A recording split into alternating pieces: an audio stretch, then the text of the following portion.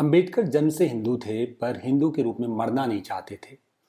उन्होंने धर्म परिवर्तन का फैसला किया। इसके लिए उन्होंने कई धर्मों को अपनाने पर विचार किया था। इस्लाम भी उनमें से एक था। धर्म परिवर्तन से पहले उन्होंने इस्लाम के बारे में भी गहरा अध्ययन किया था। वो जातिवाद और दलितों की स्थिति के मामले में इस्लाम को हिंदू धर्म से बहुत अलग नहीं मानते थे।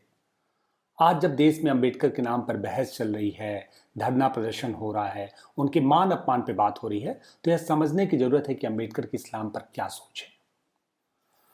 अंबेडकर का जन्म महार जाति में हुआ था, जिसे अछूत माना जाता था और सामाजिक आर्थिक भेदभाव का सामना करना पड़ता था। इस दुर्दशा को समाप्त करने के लिए अंबेडकर ने हिंदू धर्म को त्यागने और दूसरा धर्म अपनाने का फैसला किया। अंबेडकर ने 14 अक्टूबर 1956 को अपने करीब 3,65,000 समर्थकों के साथ नागपुर में बौद्ध धर्म स्वीकार कर लिया। वो दलितों को इस्लाम अपनाने के पक्ष में नहीं थे। आज़ादी के बाद पाकिस्तान में बड़े पैमाने पर दलितों का धर्म परिवर्तन हो रहा था। अंबेडकर उन्हें इस्लाम धर्म ना अपनाने की सलाह दे रहे थे। वे मानते थे कि वहां भी उनको बराबरी का हक नहीं मिल पाएगा। अंबेडकर को लगता था कि इस्लाम में कुरीतियों को दूर करने की आत्मशक्ति नहीं दिख रही है और उसे दूर किए बिना समानता का भाव मात्र एक कल्पना है। कहा जाता है कि अंबेडकर ने 2 दशकों से भी अधिक समय तक इस बात पर विचार किया कि कौन सा धर्म उनकी आवश्यकताओं के लिए पूरी तरह से अनुकूल है।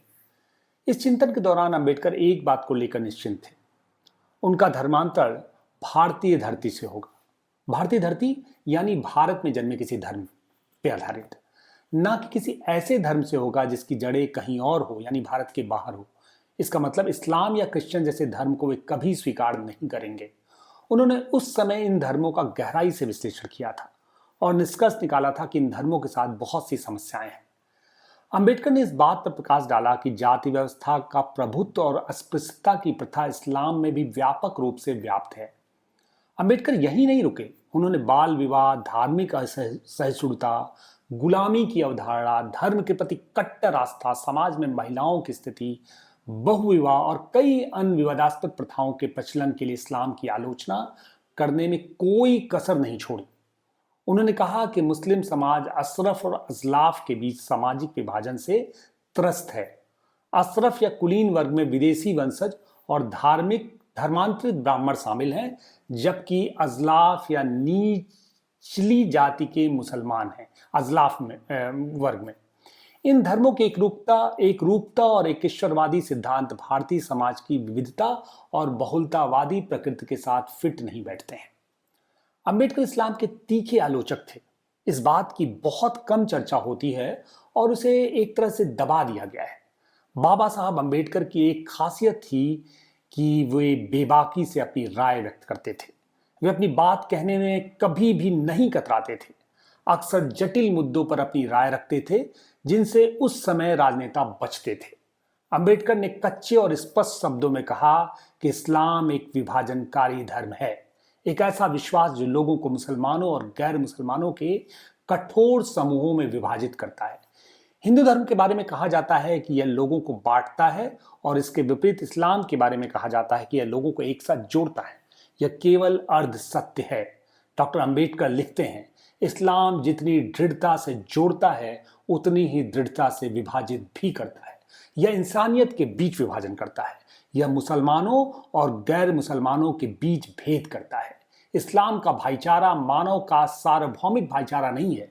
यह मुसलमानों का केवल मुसलमानों के लिए भाईचारा है। बी आर अम्बेडकर ने पाकिस्तान या भारत का विभाजन में विस्तृत तौर पर इस पर प्रकाश डाला है। मुस्लिम उम्मा की इस्लामी विचारधारा को रेखांकित करते हुए अम्बेडकर ने कहा कि एक मुसलमान की वफादारी देश में उसके निवास पर आधारित नहीं है, बल्कि उस धर्म पर आधारित है जिससे वह जुड़ा हुआ है। बी आर अम्बेडकर के अनुसार इस्लाम कभी भी एक सच्चे मुसलमान को भारत को अपनी मातृभूमि के रूप में अपनाने की अनुमति नहीं दे सकता। ऐसा होने के लिए इस्लामी शासन की स्थापना अनिवार्य थी। क्योंकि अम्बेडकर ने पूरी दुनिया के धर्मों, कानूनों और संविधान का अध्ययन किया था, तो उनकी समझ चीजों के बारे में बहुत गहरी थी। उन्होंने इस्लाम के इस पक्ष को, जिसमें दारुल हर्ब को दारुल इस्लाम बनाना है, का गहरा अध्ययन किया था। अब सवाल यह पैदा होता है कि अंबेडकर ने बौद्ध धर्म को स्वीकार किया, सबसे पहली बात तो ये कि बौद्ध धर्म में जाति की संकल्पना नहीं है। बौद्ध धर्म में ऊंच नीच की संकल्पना नहीं है। बौद्ध धर्म उस दौर में भी वैदिक प्रथा के खिलाफ एक आंदोलन के तौर पर जन्मा था। अंबेडकर का भी मानना था कि उनका विरोध हिंदू धर्म की कुरीतियों से है। ऐसे में बौद्ध धर्म का जो पूरा स्वरूप है वो वैदिक धर्म के प्रति विद्रोह के तौर पे उभरा था। और अंबेडकर ने जब बौद्ध धर्म स्वीकार किया तो ये विद्रोह उनका हिंदू धर्म के विरुद्ध था। इसका बिल्कुल अर्थ यह नहीं था कि अंबेडकर इस्लाम या क्रिश्चियनिटी को स्वीकार कर रहे थे। और इसीलिए अंबेडकर ने जगह जगह अपने राइटिंग्स में इस बात को बहुत स्पष्ट लिखा। अंबेडकर की समझ बहुत गहरी थी कि इस्लाम के साथ एक फंडामेंटल इस्लाम की जड़ें जुड़ी हुई हैं और उसके साथ कभी भी एक राष्ट्र की, एक आधुनिक राष्ट्र की, एक मॉडर्न सोसाइटी की संकल्पना नहीं की जा सकती है।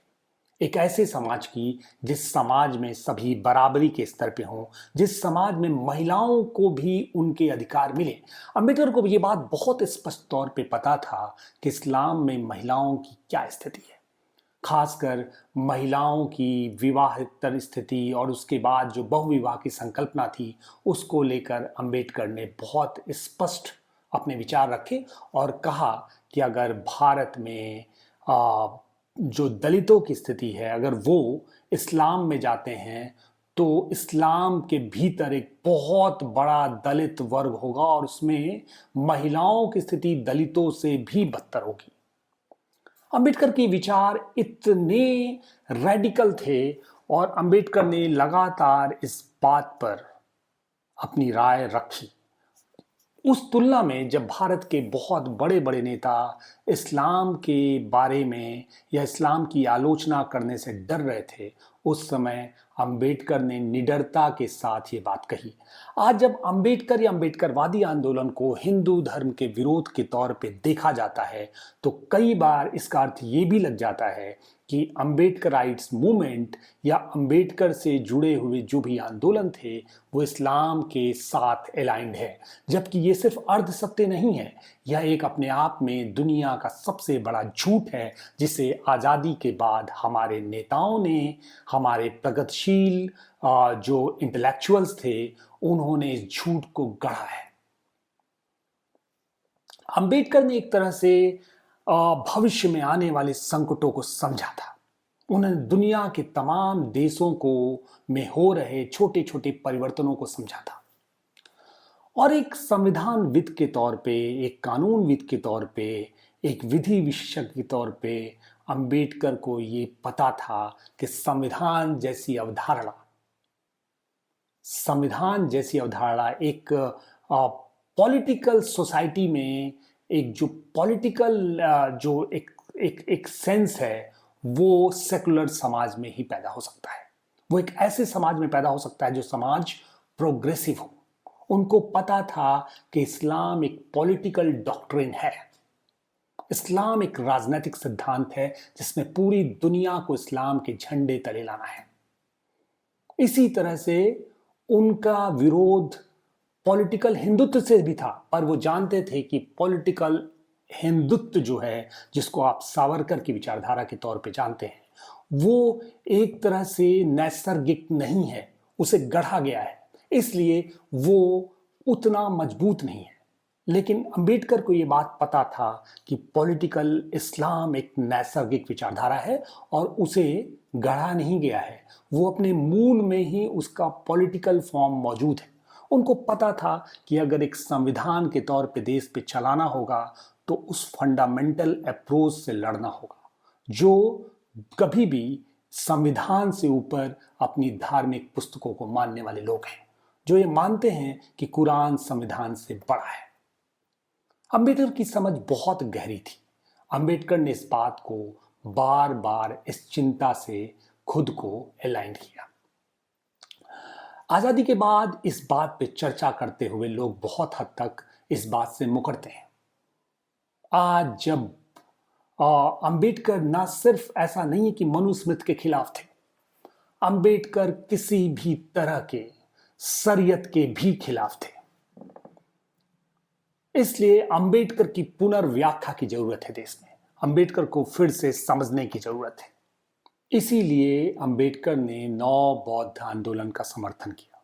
इसीलिए अंबेडकर ने बौद्ध धर्म स्वीकार किया, क्योंकि उन्हें पता था कि बौद्ध धर्म या बुद्धिस्ट कम्युनिटी के तौर पे इस देश में ही संभव है। उनको पता था कि अगर एक बहुसंख्यक इस्लामिक राष्ट्र या एक कट्टर इस्लामिक राष्ट्र में न बौद्धों की स्थिति का सर्वाइवल संभव है, न हिंदुओं का सर्वाइवल संभव है, और न ही मुसलमानों का सर्वाइवल संभव है। उदार मुसलमानों के लिए भी कट्टर इस्लामिक जमीन में कोई स्थान नहीं है। आज अगर अंबेडकर होते तो म्यांमार से लेकर श्रीलंका तक और दुनिया के दूसरे देशों की स्थिति देखकर, बांग्लादेश की स्थिति देखकर अंबेडकर को लगता कि दशकों पहले वो जो सोच रहे थे वो एक हद तक सही था। इस राजनीतिक बहस के बीच में अंबेडकर की को फिर से समझने और पढ़े जाने की जरूरत है। आज के कोजागरी एक्सप्लेनर में बस इतना ही। नमस्कार।